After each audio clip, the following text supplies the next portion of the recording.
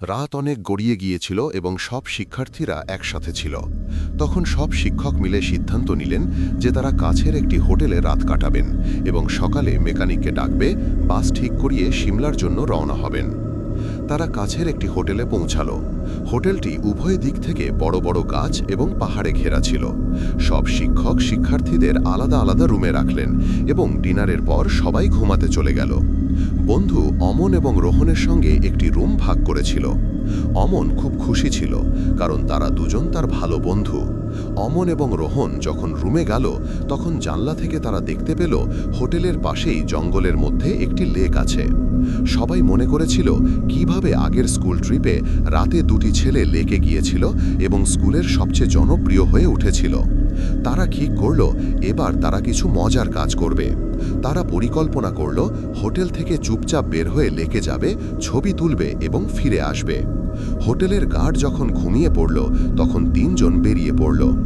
Lake দেখা গেল hotel থেকে বেশি দূরে নয়, কিন্তু তিনজন প্রায় আধা ঘন্টা হাঁটতে লাগল। জঙ্গলের রাস্তা যেন শেষই হচ্ছিল না। রাত অনেক গিয়েছিল এবং নির্জন জঙ্গলে তাদের ঠান্ডা খুব কষ্ট দিচ্ছিল। ফোনে সিগন্যাল যাচ্ছিল না। তখন তারা ভাবল লেকের পরিকল্পনা বাতিল করে ফিরে হোটেলে যাওয়া উচিত। ফোনের ফ্ল্যাশলাইটের সাহায্যে তারা হোটেলের পথে ফিরে চলল। পথ খুঁজতে খুঁজতে অমন এবং আয়ু রোহনের থেকে একটু এগিয়েছিল। পিছনে ফিরে দেখল রোহন সেখানে নেই। হঠাৎ তাদের কাছে কোনো কিছু ছুটে যাওয়ার শব্দ এলো। তারা ভয় পেয়েছিল, কিন্তু রোহনকে একা ছাড়া সম্ভব নয়, তাই তারা ধ্বনির সূত্র ধরে এগিয়ে গেল। নিঃসঙ্গ জঙ্গলে তারা কিছুক্ষণ পরে লক্ষ্য করল রোহন একটি গর্ত খুঁড়ছে।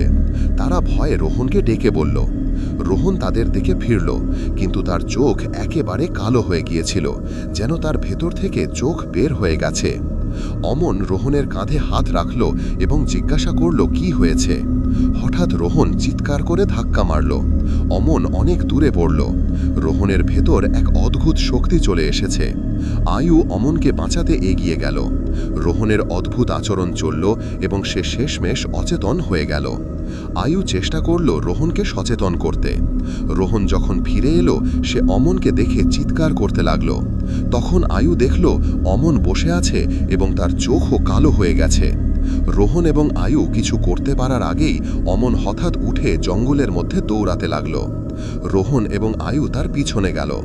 ফ্ল্যাশলাইটে দেখা গেল অমন একটি ধ্বংসপ্রায় বাড়ির দিকে দৌড়াচ্ছে।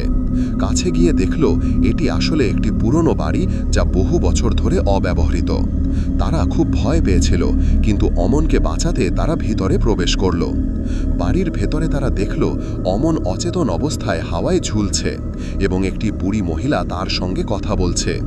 মহিলার মুখ ভয়ঙ্কর, চোখ পুরো কালো, চুল সাদা ও ছড়ানো। তারা মহিলাকে দেখে বেরোতে চাইলে মহিলা তাদের অনুসরণ করল। আয়ু এবং রোহন অমনকে নিচে নামালো এবং বাড়ির দরজার কাছে পৌঁছালো। পিছনে তাকালে দেখল মহিলা কীটের মতো স্লোথে নিচে নামছে এবং তাদের দিকে এগোচ্ছে। তারা জঙ্গলের দিকে দৌড়ে পালালো। দৌড়ের সময় তারা জানতে পারল তারা লেকে পৌঁছে গেছে। লেক তাদের ভিতরে টেনে নিচ্ছিল। আয়ু সামহাও বাইরে এলো, কিন্তু রোহন লেকে ডুবে গেল। আয়ু এত ভয় পেয়েছিল যে নিজেই অচেতন হয়ে পড়ল। সকালে আয়ু ঘুম থেকে উঠল এবং দেখল নিজেকে হোটেলের রুমে। বাইরে পুলিশ দল উপস্থিত ছিল। মাটিতে দুটি লাশ সাদা চাদরে মোড়ানো, রোহন এবং অমন।